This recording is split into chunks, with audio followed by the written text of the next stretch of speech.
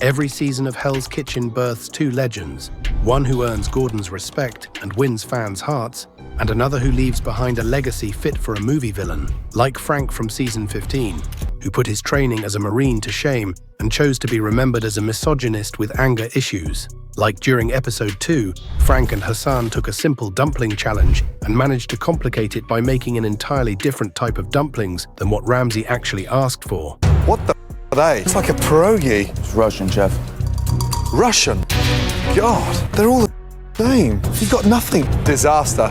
Off. And if that wasn't bad enough, Frank made the punishment that followed even more miserable. While the blue team was stuck scrubbing and prepping the kitchen for that night's dinner service, Frank couldn't stop bickering. Guys, pick it up. Keep focusing. We just got to get these cops done. Yeah, we're focusing while we work. Yeah, we got a little focus going on here. Frankie, come on. You, buddy. What'd you say? Everybody take a deep breath. Hey. At one point, he nearly got physical with Jared, letting his anger issues and hypocrisy shine in full force. Jared, I am not your friend. You understand that? If I didn't have anything to lose, I would have done something stupid. Get that out of here. As one fan perfectly put it, the irony of Frank complaining about someone running their mouth burns. Not that I'm a huge Jared fan, but Frank is a whole other layer of annoying. Frank, you don't even know what we're doing. Come on, guys. Oh my God. Frank, what'd you say? Frank. Come on, speed it up. Go, guys. We're running out of time. Come on, speed it up. Not only was he unnecessarily rude to his teammates throughout the show, but in episode 7, he hit a new low. While the teams were tasked with creating dishes for Chef Andy's wedding, each chef was supposed to present just one entree. Each team must come up with 6 dishes. 2 stunning seafood appetizers, 2 phenomenal chicken entrees, and 2 extraordinary beef entrees. Instead, Frank went rogue, cooking both a chicken dish and a beef dish. Why is there 7 plates up there? I have 2, 1 4, pork 6. and 2 beef. What is this? Amanda, Yes, how many dishes are in front? There's 7 dishes, chef. Unbelievable. Frank, you did chicken and beef? Yeah. Amanda told us she was doing beef. This is not good. And when Chef Ramsay asked, he kept both of his dishes while shoving Manda's beef dish out of the lineup altogether. I just want 2 beef dishes. Come on. We're keeping the steak Diane, and we'll keep that one right there. That's it. Done. Neither of Frank's entrees was good enough to be served, and his attempt to sideline a teammate only exposed his sabotage. Fans didn't hold back either, saying things like his beef dish should have been dropped from the get-go, and that he is a walking red flag. I think there's too much sauce going on. Looks like a Marine boot has stepped all over it. There's no flavor at all, really. There's no flavor. Yeah, I agree. There's not much going on. It's like hospital food. Frank also made it clear that he doesn't respect or care for the female contestants on the show. During episode 15's punishment, when the blue team was tasked with unloading trucks to prepare for dinner service, Frank made sexist remarks at Manda to express his frustration over the men having to do the hard work. Amanda's up there in the truck organizing while, the men are carrying the ice and the wine to the kitchen. Perfect example why I can't stand working with women. She's pathetic. And was indifferent to his struggling teammate even after she injured her back during the punishment task. Oh. Guys, stay focused, all right? Let's stay in the game. Amanda, I wouldn't even waste my time destroying you if you were my Marine. I'd just send you home. You already showed that you were weak, Amanda. You really don't deserve my help. You need to fail. Even when appreciating Danny for doing a good job during dinner service, he chose to compliment her in the most sexist way possible. Usually I can't stand working with women, but having Danny on the team is great.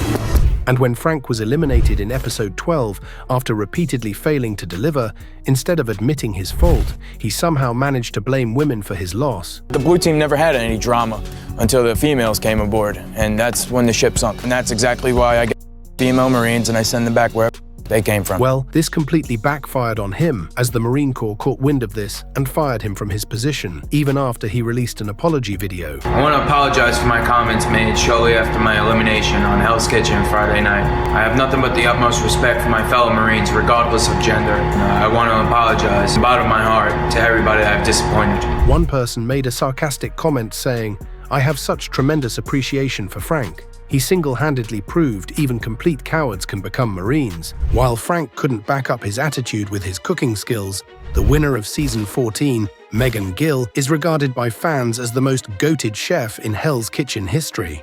Megan made her mark early in the competition by being the first contestant in the show's history to score a 5 on a signature dish. The dish is stunning. Thank you. Definitely a 5 for 5. Good job. In episode 6, when her team was struggling to keep up during service, he pulled Megan aside and urged her to step up as a leader. You know a lot about food, and I've seen the way you cook, I've seen the way you handle pressure, and I think sometimes you tolerate a little bit too much. You're also a prime candidate in there to start emerging as a leader. All right. Okay? That pep talk was all she needed to pull her team out of the trenches and guide them to finish the dinner service successfully. As one viewer put it, Megan is someone who doesn't need to compete in Hell's Kitchen. She's already at the level of Gordon's sous chefs, if not better. She also gained respect from her peers early in the show, so much so that her teammate Sarah couldn't help herself from asking questions and taking notes from her. Can we just take 10 minutes and just run through everything? Wait until your pan is hot before you put oil in it. Hot pan. And later on in the episode, when Sarah couldn't put out a decent performance during dinner service, Megan didn't shy away from whipping her into shape. That pan is cold. That's cold. Cut it down. Normally, that kind of bluntness would spark pushback from the team and cause drama mid-service, but it was only because of her expertise and leadership skills that they tolerated her strict and straightforward attitude in the kitchen. Okay, we'll put it over there because that's where the heat is. That looks like... Watch the salt. Salmon is right there, right in front of you. I can be a complete during service because I want to succeed. Megan is one of the few select winners who went through the whole competition without being nominated for elimination. In fact, the only mistake she made in the whole competition was in episode 12, when she sent out a raw steak during service, which surprised not only Gordon, but her teammates as well. What is that? Megan! Yes, chef. Come on, quick! Me. Look! Raw New York strip! Yes, chef. Come on! I have never seen Megan mess up, or I was genuinely surprised. For the finale, Megan went up against T. Gregoire, who also showed exceptional cooking skills throughout the competition, but at this point, fans didn't need to watch the finale to know who was going to win. In fact, one viewer even joked, "I'm surprised the whole building didn't shake when Megan and Christina Wilson met. Two insanely high-talented chefs meeting together should have created a huge earthquake." Another fan noted, "I always find it funny that T probably would have won any other season, but unfortunately had the season where you knew the winner from the first night." While Megan's straightforward attitude helped her win the competition, Russel's arrogance and mean attitude throughout Season 8 ultimately became the reason he didn't win the competition, despite making it to the show's finale. His overconfidence overshadowed his skills since day one. When Ramsay pointed out that his calamari was slightly undercooked, Russel brushed it off, insisting that was how he had always served it. What is it? I have a grilled calamari steak. And the calamari, is it normally that pink in terms of undercooked? I like mine mid-rare. In terms of what you serve in the restaurant, is it served that undercooked? Served exactly like that. Calamari slightly dense, could do with a 30-second more cooking. But episode 5 is when Russel showed his true colors, when the blue team was tasked with decorating the restaurant for prom after failing to create a compelling prom night menu. While the team accepted the loss with grace, Russel was so frustrated over losing that he started arguing with the very students the prom was meant for. Russell, you have to put the colored one down before the film. Colored what? The colored. See, this teamwork is exactly what helps in the kitchen, right? Like teamwork in the kitchen. Don't talk about the kitchen because you guys don't know about the kitchen. How about you not give us attitude? Are you kidding me? We're doing this for you. How about you back up a little bit? This is not a joke. I'm not here to play. Those little kids, they're pushing me to the limit. I'm not doing this for my 15 minutes of fame. I'm doing this for a career, so step off. Wait, watch your language. Watch my language. I'm a grown man. His attitude got so nasty that James had to step in and remind him that they're Gordon's clients and deserve the utmost respect. Hey guys, come on. These are clients of Hell's Kitchen. Stop being disrespectful. Get on with the job, get it done, and show a little bit of respect. And even then, he hardly seemed to care and continued to do a shabby job. Fans were spot on, saying, "I do not blame James for having to intervene when Russell was giving attitude because the disrespect was appalling." And Russell arguing with literal children is one of the most unhinged things on this show. Russell swearing at children is insane. For someone who pretends that he's way above drama, Russell tried his best to stir trouble in an already divided red team after Ramsay asked Sabrina to bring him 2 nominees for elimination from her team. While Sabrina wanted to nominate Melissa and Emily for their poor performance during dinner service, Russell encouraged her to nominate Gail as she was a strong competitor. Why would you put that double elbow in the gauntlet when you know at any given point she's going to go home every time because she's... I don't know. I mean... Can you change your mind now? And this wasn't the only time his sneaky nature would come to light, because when Rob forgot the order for the entrees in episode 8 and asked Russell to help him out, he intentionally ignored him and stayed quiet, because according to him, Rob deserved to get in trouble for forgetting the order. Tell me what I need. Just a Wellington, right? Russell just wasn't answering me, man. He was not communicating with me. Nobody's helping me with a call. One fan even said Russell is probably one of the worst contestants. Unlike Sabrina, he hides his true colors. He's a slimy, egotistical, sociopathic individual who snaked his way to almost winning. Rob, if you're that fat and you can't walk 5 steps up to the pass and see what you have in order, my mouth is closed. Talk to me, Russell. Someone's got to talk to me. I mean, I can't get every entree in my head. Someone help me. Apart from his sneaky personality, he would often micromanage his teammates in the kitchen, and in episode 8, Boris finally had enough of his dictatorship and stood up for himself. Boris, I think we should all worry about our stations and then we can start branching out. Dude, you're trying to be the boss here. You're trying to play Big Willie, but it's not constructive. He's not a good leader. He's just... I'm tired of that. But Russell's beef with Boris didn't stop there. Not only was he incredibly rude to him throughout the competition, but he also seemed to have a problem with Boris being Russian, and can be seen several times passing derogatory remarks at him. Boris is he's a Russian. Burning up over here. Boris, what's the holdup? I'm working on it. Boris is a brain dumb. I think it's ridiculous how slow the apps rotate. One viewer put it perfectly. Russell seems to be obsessed with the fact that Boris is Russian. Russell's karma caught up with him in the finale when his brigade had no interest in fighting for him after enduring his attitude all season long. Instead of adapting and motivating his team, he spent the night dictating orders and tearing into his team for the slightest mistake. Rob, move! Got it. What are you doing? Looking for more tomato water? It's one order. I'm out of water. But you need to tell me before you're out. Just went and looked. Thought we had a backup back there. Come on. Like when Rob ran out of tomato water, Russell didn't offer a solution. He snapped, which created a tense and nervous atmosphere in the kitchen. It's right here. Where are you going? Get it working, man. Come on. Relax. And that breakdown in leadership was the moment that cost him the title of Hell's Kitchen. Step back. Step back. Hey, hey. Don't touch me. Don't touch me. Hey, hey.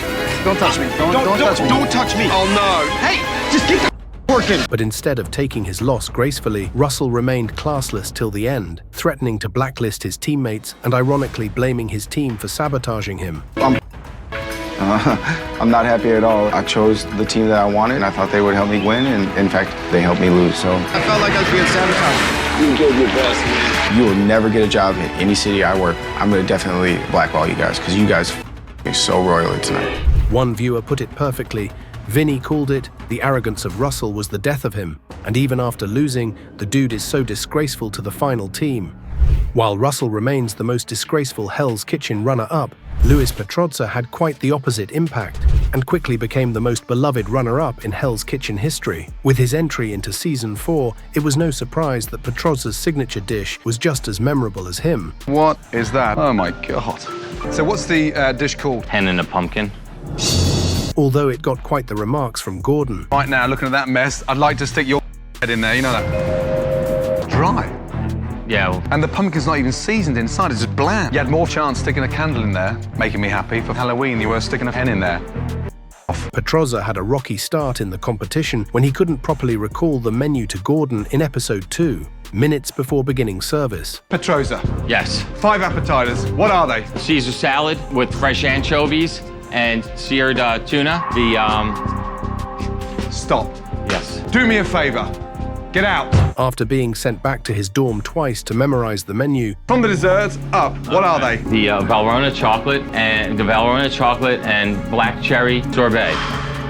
There is no black cherry sorbet. It is a Valrhona chocolate fondant with black cherries. He was on the verge of quitting before his teammate Bobby got him back on his feet. No, I'm done. I'm done. I'm done. In the words of Chef Ramsay. Okay. I'm done. No, come on, put it down. Stay right there. I'm done, man. No, stay there, you're cool. I'm good. Wipe your eyes. It was pretty rare for contestants to rally behind someone in Hell's Kitchen, but with Petrozza, It was a testament to his amazing character.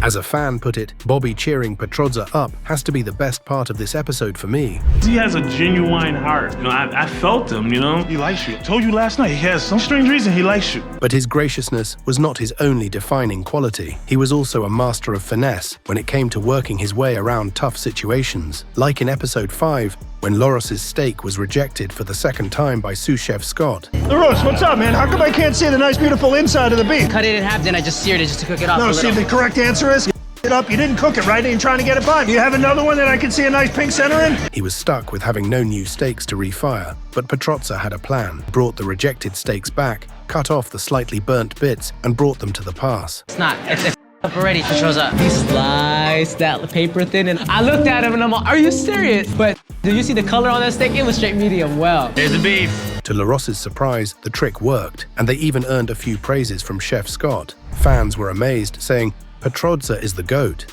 The fact that he tricked Chef Scott shows he's a legend. Come on. Much better. That was the most ghettoest thing ever in possibly kitchen ever, but it still went out. I'll do my best, man, for you. Petrozza proved he was a class act during the elimination round in episode 7, when every member of the blue team was asked to nominate someone from their team. And while everyone tried to protect themselves, Petrozza chose to nominate himself, saying it would be unfair to nominate anyone when they all worked very hard. Petrozza. Yes, Chef. Who are you nominating and why? This is a tough decision, Chef. You speak from the heart like you've been doing. I'm gonna nominate myself, Chef. Not only did he surprise his fellow contestants, but even Ramsay was taken aback by this gesture, admitting that he's the most gracious man on his team. I can't pick any of these guys. They worked too hard, and we came in today and worked our ass off. Your level of maturity stands out. You're the most gracious man on that team. Thank you, Chef. A fan's comment said, Petrozza nominating himself was one of the most shocking and wholesome moments in the entire show. Petrozza may be the only chef in Hell's Kitchen who didn't need to win the competition to win over millions of hearts just with his kind and positive attitude. Even though he couldn't win Hell's Kitchen, it's safe to say that Louis Petrozza won over a lot of fans throughout the years. He is the most gracious man to ever walk in Hell's Kitchen. It's been a tough journey. It's been hard, it's been long, but it's been good. It's been good. When he unfortunately lost his battle to lung cancer in November 2019, fans were quick to share their condolences. He had such a heart of gold. Rest in peace, Petrozza. You'll be missed. One of the classiest, kind-hearted, and humblest contestants ever on Hell's Kitchen. Very sad news. Rest in peace.